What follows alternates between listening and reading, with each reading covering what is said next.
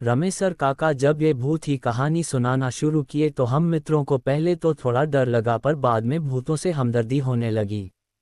हमने सपने में भी नहीं सोचा होगा कि एक भूतनी भगवान बनकर सामने आ जाएगी और अपनी जान पर खेलकर किसी की जान बचा जाएगी।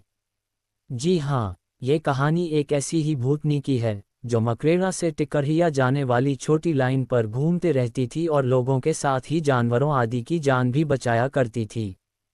बात बहुत पहले की है। एक बार रमेसर काका अपने बेटे से मिलने लखनऊ गए हुए थे। वे शाम को लगभग 4 बजे लखनऊ से ट्रेन पकड़कर मकरेला के लिए रवाना हुए।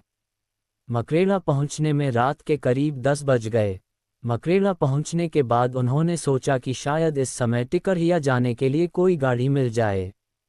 टिकरहिया और मकरेला के बीच मात्र 6 किलोमीटर की दूरी थी और इस रूट पर एक दो पैसेंजर गाड़ियां दौड़ा करती थीं।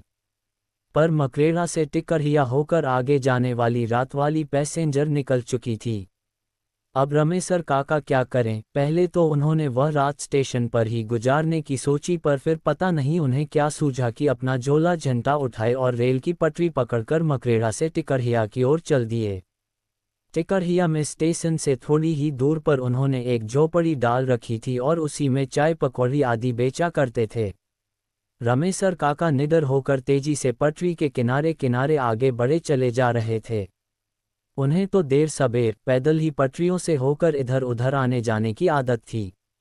अस्तु उस काली रात में भी वे तेजी से ऐसे बढ़े चले जा रहे थे जैसे दिन का प्रकाश हो। अभी रमेसर काका लगभग 1 किलोमीटर तक बढ़े होंगे, तभी उन्हें पटरी के बीच एक बकरी मैनम्याती हुई नजर आई। उन्होंने पास जाकर देखा तो एक बकरी जिसके गले में पगहा बंधा था और वह पगहा पटरी के बीच में फंस गया था। पहले तो रमेसर काका के दिमाग में यह बात आई कि आखिर इतनी रात को ये बकरी यहाँ कैसे आ गई और अगर कोई लेकर आया था तो इसे छोड़कर क्यों चला गया।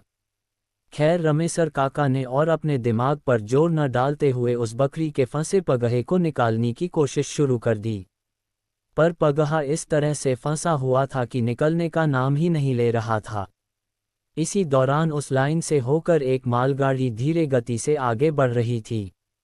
रमेसर काका उस बकरी के पगहे को निकालने में इतने मशगूल थे कि उन्हें आती हुई ना मालगाड़ी की सुध थी और ना ही उन्हें उसकी आवाज़ सुनाई दे रही थी। धीरे धीरे वह मालगाड़ी रमेसर काका के काफ़ी करीब आ गई। अरे ये क्या! अब जाकर रमेसर काका को मालगाड़ी का आभास हुआ और वे कूदकर पटरी पर से हटना चाहे, पर यह क्या, वे ज्यों कूदकर भागना चाहे त्यों ही उस बकरी ने विकराल रूप पकड़ लिया। ऐसा लगता था कि बकरी के रूप में कोई दैत्य है। अब तो रमेसर काका थोड़ा डर भी गए और उस बकरी ने भागते रमेसर काका की धोती ही मुंह में दबाकर पटरी की ओर खींचने लगी। अब रमेसर काका एकदम से असहाय हो गए थे और पसीने से पूरी तरह भीग भी गए थे। अब वह मालगाड़ी और भी करीब आ गई थी। ऐसा लगता था कि अब उनका जीवन नहीं बचेगा। मौत एकदम से उनके सर पर खड़ी नजर आ रही थी। उनका धैर्य और बल भी जवाब देने लगे थे और वे न चाहते हुए भी पटरी की ओर खींचे चले जा रहे थे। अचानक कुछ ऐसा घटा जो रमेसर काका की समझ से परे था। अचानक एक 16 साल की सुंदर कन्या प्रकट हो गई और देखते ही देखते उसने उस बकरी के मुंह से रमेसर काका की धोती छुड़ाने लगी। अब तो वहां का दृश्य बहुत ही भयंकर हो गया था। रमेसर काका पूरी तरह से डरे सहमे थे, पर इस किशोरी के आने से उन्हें थोड़ी राहत मिली थी। अब मालगाड़ी लगभग 10 मीटर की दूरी पर आ गई थी। अब तो उस बकरी और उस किशोरी की लड़ाई और भी भयंकर हो गई थी। अचानक उस किशोरी ने बकरी के मुंह से धोती को छुड़ाने में सफल हुई और तेजी से रमेसर काका को धक्का दे दी। अब रमेसर काका पटरी से थोड़ी दूर जाकर गिर गए थे। वे गिरे गिरे अपने पास से मालगाड़ी को गुजरते हुए देख रहे थे और साथ ही यह भी कि पटरी पर अभी भी उस बकरी और किशोरी में भयंकर लड़ाई चल ही रही है। रमेसर काका अचानक एकदम से डर गए। उनके डरने का कारण ये था कि अभी तक तो वे केवल उन दोनों की लड़ाई और गुजरती हुई मालगाड़ी को देख रहे थे, पर उन्होंने इस बात पर ध्यान नहीं दिया था कि वह बकरी और किशोरी उसी पटरी पर लड़ रहे हैं जिस पर से मालगाड़ी गुजर रही है। पर इन दोनों को इससे कोई फर्क नहीं पड़ रहा था और ना ही वे दोनों मालगाड़ी के पहियों के नीचे आ रहे थे, और कभी कभी नीचे भी आते तो भी कोई फर्क नहीं पड़ता। अब तो रमेसर काका एकदम से पीले पड़ गए, पर उन्हें इस बहादुर भूतनी लड़की के बारे में पता था। उन्होंने कई लोगों से इस बहादुर भूतनी के किस्से सुन चुके थे जो रेलवे लाइन के आसपास मुसीबत में पड़े लोगों, जानवरों आदि की जान बचाती रहती थी। अब मालगाड़ी गुजर चुकी थी पर उन दोनों की लड़ाई अभी भी जारी थी।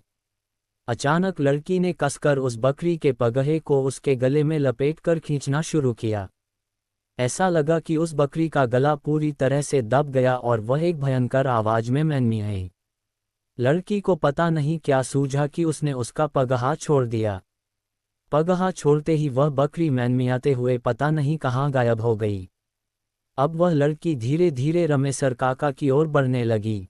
रमेसर काका थुक सटक लिए, उन्हें डर भी लग रहा था पर उन्हें यह भी पता था कि यह भूतनी उनका बुरा नहीं करेगी। भूतनी धीरे धीरे रमेसर काका के पास पहुंची। रमेसर काका अब उठकर बैठ गए थे। लड़की ने हाथ देकर रमेसर काका को उठाया और दूर पड़े उनके झोले को लाकर दे दी। अब रमेसर काका थोड़ा सहज हो गए थे। लड़की ने उन्हें अपने साथ साथ चलने के लिए कहा। अब रमेसर काका उस लड़की के साथ तेज कदमों से पटरियों पर बढ़े चले जा रहे थे। कुछ दूर चलने के बाद अचानक रमेसर काका उस लड़की का हाथ छोड़ते हुए थोड़ा हकलाकर बोले, बेटी, तुम कौन है और इतनी रात को इस सुनसान जगह पर क्यों घूम रही थी?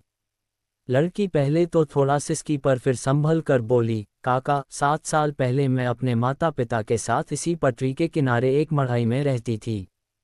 मेरे माता पिता छोटे मोटे काम करके गुजारा करते थे। मैं बकरियों को चराने का काम करती थी। अचानक एक दिन मेरे इसी बकरी जो मुझसे लड़ रही थी का पैर पटरी में फंस गया, तभी एक ट्रेन भी आ गई। मैंने उसे बचाने की बहुत कोशिश की और इस कोशिश में इस बकरी के साथ मैं भी भगवान को प्यारी हो गई।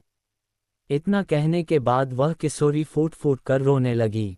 अब रमेसर काका की हिम्मत थोड़ी बढ़ी और उन्होंने प्रेम से उस किशोरी के सर पर अपना हाथ रख दिया। किशोरी थोड़ी शांत हो गई। कुछ देर चुप्पी छाई रही, फिर रमेसर काका ने पूछा कि बेटी, पर वह बकरी मुझे मारना क्यों चाहती थी? इस पर उस किशोरी ने कहा कि दरअसल उस बकरी को लगता है कि उसकी जान ड्राइवर ने ले ली थी और उसके बाद से वह हमेशा इंसान को मारने की कोशिश करती है। जबकि मैं उसे बार बार समझाने की कोशिश करती हूँ कि उसकी और मेरी मौत उस ड्राइवर के वजह से नहीं अपितु उसकी बकरी की गलती से हुई थी, पर वह किसी भी कीमत पर यह मानने को तैयार नहीं है। बातों ही बातों में रमेसर काका उस किशोरी के साथ टिकरहिया स्टेशन के पास पहुंच गए। लड़की ने कहा कि काका, अब आप चले जाए, मैं इसके आगे नहीं आ सकती। पर रमेसर काका ने उससे कहा कि बेटी, तून बहुत ही अच्छी है और मैं चाहता हूं कि तून भी मेरे घर चले, मेरी बेटी जैसी रहे। काका की इन बातों को सुनकर वह किशोरी थोड़ी भावुक हुई, पर ऐसा नहीं हो सकता कहकर जाने लगी। रमेसर काका की माने तब वह किशोरी बराबर रमेसर काका को दिख जाती थी और कभी कभी उन दोनों में बातें भी होती थी। एक दिन रमेसर काका ने उसकी आत्मा की शांति के एक छोटा सा अनुष्ठान कराया और उसके बाद कहते हैं कि वह किशोरी कभी नहीं दिखी। शायद उसकी आत्मा को मुक्ति मिल चुकी थी। कैसी लगी यह भूत ही काल्पनिक कहानी? जय बजरंगबली। दोस्तों, कैसी लगी कहानी? अच्छी लगी हो तो चैनल को सब्सक्राइब शेयर जरूर करें। धन्यवाद।